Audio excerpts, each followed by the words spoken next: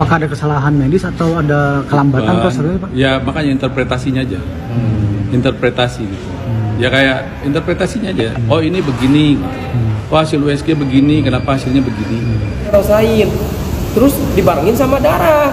Saya balik lagi bang, nanyain lagi, Bu ini ketubannya pecah. Kan tadi udah, nah si bidan jawabannya bilang, kan tadi udah dibilangin ini mau naik meja operasi. Kita nggak duluin dulu yang gawat darurat, dan ada yang lagi kejang di sana, cina gitu. Oh, jam 12 bang, siang. Oh, Bu, tapi kan ini istri saya juga harus ditanganin, Bu. Saya bingung ini gimana, saya nggak tahu apa-apa. Ya udah sabar aja. Oke, halo teman semuanya, assalamualaikum warahmatullahi wabarakatuh. Kembali lagi bersama saya Cak Mam Vlog. Nah, oke teman semuanya, bagaimana kabarnya? Semoga selalu diberikan kesehatan, lancar, rezeki, mudah segala urusannya, ya. Amin amin ya robbal alamin. Nah, oke teman semuanya ya, di kesempatan kali ini saya ingin memberikan video reaction kembali, ya. Nah, ini terkait yang lagi ramai teman semua, heboh teman ya di media sosial ya. Anaknya yang baru lahir 3 jam MD teman semuanya ya, di Rumah Sakit Umum Daerah ya Karawang ya, sepertinya begitu informasinya. Pria ini orasi dan ngamuk. Nah, jadi ayah ini seorang putranya yang baru lahir itu berada di RSUD Karawang, tapi itu apa nama informasi ya, penanganannya lalai ya. Jadi ya itu MD teman semuanya ya. Jadi disitulah ya terjadinya, dimana seorang bapak ini ya, pria ini langsung berorasi sendiri dan juga mengamuk depan RSUD Karawang. Nah, jadi di sini ada beberapa video, yaitu pengakuan seorang pria ini atau ayah dari anak yang sudah MD ini, dan juga klarifikasi dari pihak RSUD Karawang. Jadi seperti apa videonya? Oke, untuk teman semuanya jangan lupa ya tonton video sampai selesai supaya tidak terjadi salah paham, guys. Tidak usah berlama lagi, langsung saja kita simak ke video selengkapnya. Monggo. Menang-menang, apalagi teman sejawat, bidan, perawat, apapun dokternya, dia melakukan tindakan kesewenang-wenangan. Karena apa? Karena saya tidak mampu, teman-teman. Kalau saya orang kaya, saya punya duit, saya akan disembah datang ke sini. Tapi karena saya orang miskin, saya diinjak, dicaci, dimaki. Apa kalian tahu kebobrokannya terjadi pada saya? Anak saya sendiri, buah hati pertama saya, selama 5 tahun saya menunggu, akhirnya diambil nyawanya oleh sarang korupsi yang harusnya menjadi pelayan kesehatan. Berapa dana yang digelontorkan oleh pemerintah? Saya bukan orang biasa, saya tahu sistem yang ada di sini. Saya tahu, saya mengerti seperti apa.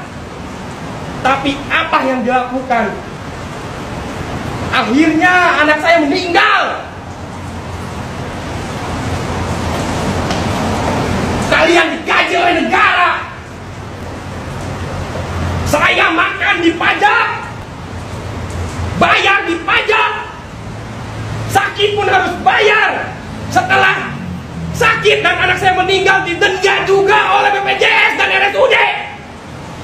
Apakah kalian tidak merasakan rasa sakitnya? Coba tolong keluarkan, mana dokter alam? Mana, jangan di atas saja, kalian turun. Sampaikan pada saya.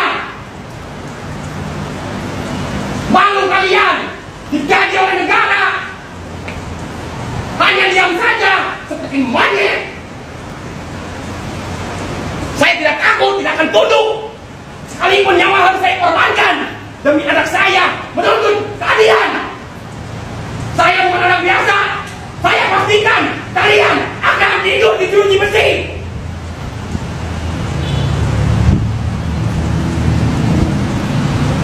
Apa kalian lihat? Turun, berikan kualifikasi. Apa Anda takut karena Anda salah? Siapa tahu, turun. Jangan hanya diam.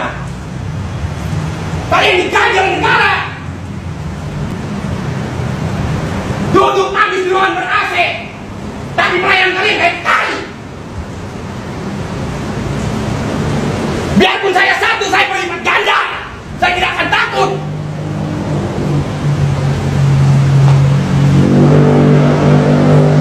Keadilan, anak saya meninggal karena kelalaian dari pelayanan RSUD Kabupaten Karawang.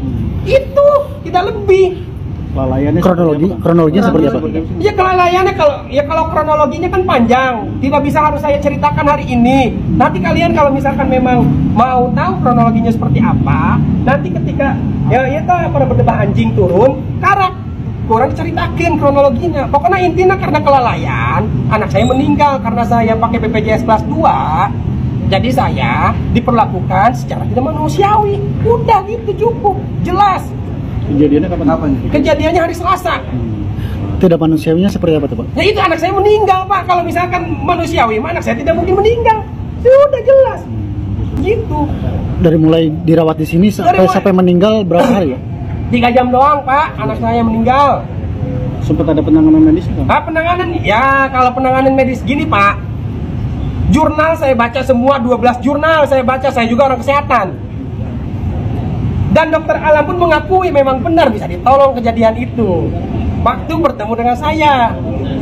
Tapi mana kenyataannya? Karena di sini SDM-nya pada kurang, akhirnya tidak bisa menolong anak saya. Kan gitu. Anak Bapak usianya berapa? Baik, baru lahir, Pak. Jadi sempat hidup 3 jam doang karena harusnya tidak meninggal. Kalau misalkan pelayanannya dari pertama penanganannya itu sudah tepat, protap dan SOP-nya itu tidak jelas, padahal ada WHO sudah menjelaskan. Saya juga orang kesehatan, istri bidan. Kenapa Putri, Pak? Putri. Untuk ibu, Bapaknya hanya kesalahan apa? Udah jelas anak saya meninggal karena kesalahan dari rumah sakit. Ya banyak, Pak. Tadi saya udah bilang, saya tidak akan menjelaskan kalau sebelum orang-orang yang di atas pada berdebah anjing turun. Udah gitu aja. Kalau untuk ibu B sendiri masih dirawat atau seperti apa? Sudah pulang. Dan saya juga nih, ingat nih, anak saya kan sudah meninggal juga, tapi masih kena denda juga. Saya demo lagi ke BPJS sendiri, baru tuh hilang dendanya. Kan kurang gila gimana ini negara. Gitu aja, Pak. Buset, Bapak kayak belanja dipajak, nanau dipajak, karena gaji para berdebah, tapi masih didenda kene wae. Ini negara apa? Penjajah sih. Ya. Sedikit gambar-gambar klarifikasinya seperti apa, Pak? Terkait itu tadi. Ini berkaitan sama pelayanan. Jadi kita lagi rencana akan ada audit internal dulu ya. Nanti prinsipnya namanya masyarakat ya, pasti ada keluhan sama kita wajib. Itu kita wajib kita layani semuanya. Nah, tudingan dia terkait ada kesalahan itu bagaimana sih, Pak? Apa? Tudingan dari korban belum. Nanti kita harus audit dulu kan. Nanti masalahnya ada di mana gitu. Ini kan hanya kesalahpahaman saja. Gitu. Nanti kalau urusan medisnya nanti dilihat dulu. Kan ini interpretasi saja. Interpretasi. Ini kok begini, ini begini. Menurut dia begini, saya begini. Nanti dari medis nanti dijelaskan. Saya udah bilang nanti 1 minggu kita lihat setelah hasil ini. Nanti minggu depan kita jelaskan. Itu sejak kapan sih, Pak? Kenapa? Kejadiannya itu? Baru kemarin. Iya. Akhir April ya. Itu progresnya seperti apa sih? Nanti tanya di itu. Makanya belum bisa saya jelasin. Nggak, tadi pihak korban juga tidak mau menjelaskan kronologinya, Pak. Ya, nanti makanya kan nanti dijelasin dulu. Nanti keluhannya kan udah dicatat, tadi udah diskusi. Kemarin juga udah diskusi, jadi biar nggak kelihatan. Makanya harus jelas.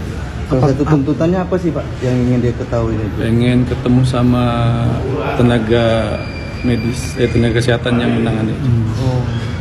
Itu salah satu tuntutannya. Apakah ada kesalahan medis atau ada kelambatan prosedurnya, Pak? Ya makanya interpretasinya aja. Interpretasi gitu. Ya kayak interpretasinya aja. Oh ini begini. Oh hasil USG begini, kenapa hasilnya begini? Kalau pada akhirnya nanti korban melaporkan ke polisi, Pak, tindakan apa? Itu kan hak.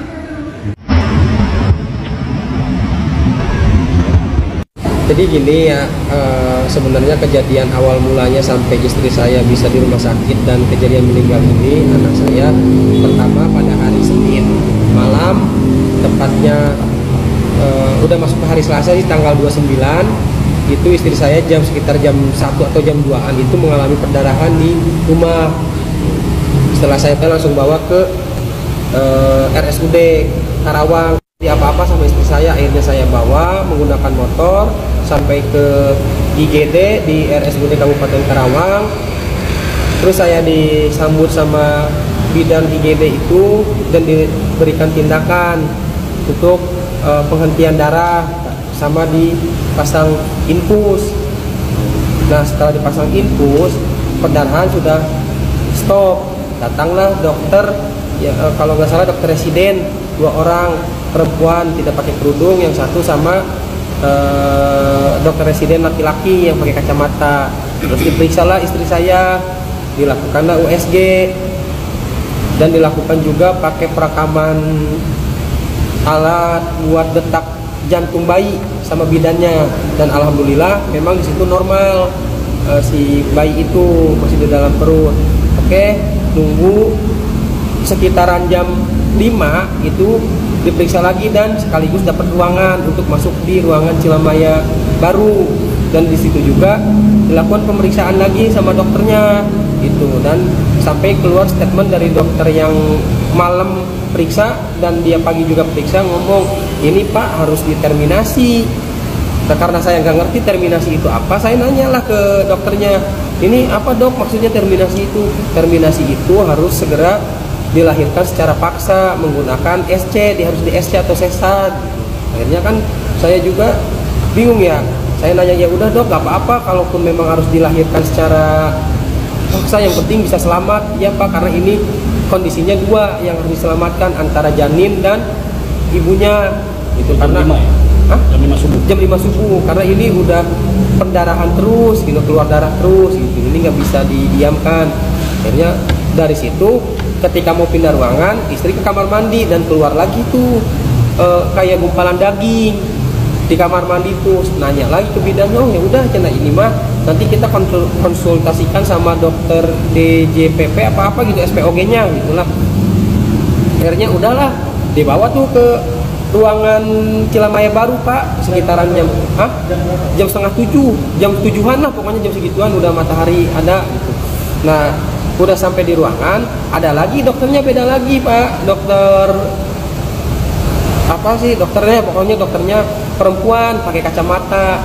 Di DJJ Pak, di DJJ teh dipakai alat dia, di detak janinnya masih normal, alhamdulillah. Cuman di situ juga keluar juga perdarahan, keluar darah lagi. Bilang lagi, Bapak nanti Bapak jangan kemana-mana ya, ini udah keluar darah lagi, takutnya langsung dinaikkan ke meja operasi.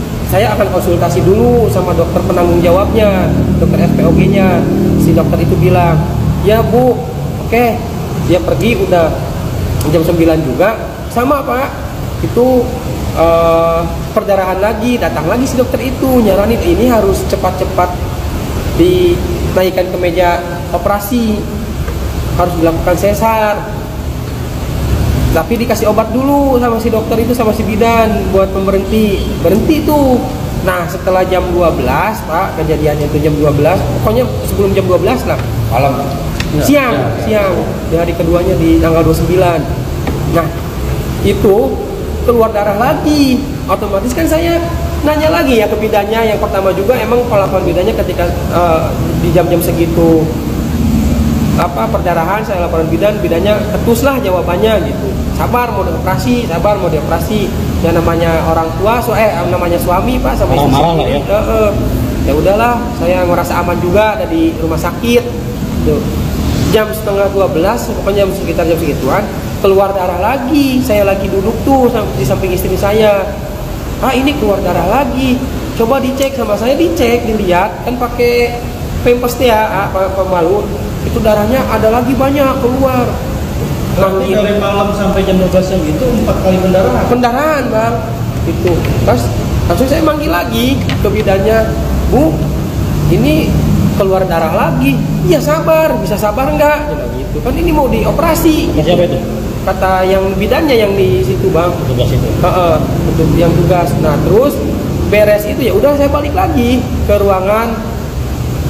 Nggak lama kemudian ada 15 menit ngomong lagi, ini mah ketuban deh, pecah keluar, soalnya beda bukan darah, istri dia ngerasain, terus dibarengin sama darah.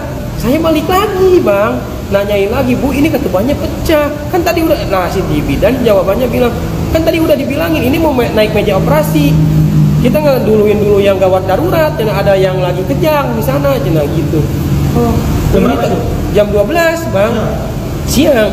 Oh, Bu, tapi kan ini istri saya juga harus ditanganin Bu, saya bingung ini gimana, saya nggak tahu apa-apa. Udah sabar aja, cina. Oke, udah. Dari situ sampai dilakukan tindakan operasi jam sekitar setengah 6 lah kalau nggak salah. Pokoknya saya nggak ingat, saya nggak ingat karena Sebelum operasi itu jam setengah 6. Pokoknya nggak ingat jamnya karena saya kacau juga. Jadi dari jam 12 gitu. Naik meja operasi itu. Berapa jam itu? Dan itu pun nggak ada periksa-periksa lagi. Harusnya mah kan gitu bang ya, kata istri G. Ada pemeriksaan karena kan udah masuk gawat janin, takutnya janinnya meninggal di dalam perut, dalam kandungan, harusnya dicek. Itu nggak ada sama sekali ngecek, dan saya juga diomelin, nggak sabar, ya gitulah istilahnya mah. Saya mah namanya ya orang nggak mampu, cuman pakai BPJS, akhirnya nerima, yang penting mah istri dapat penanganan gitu.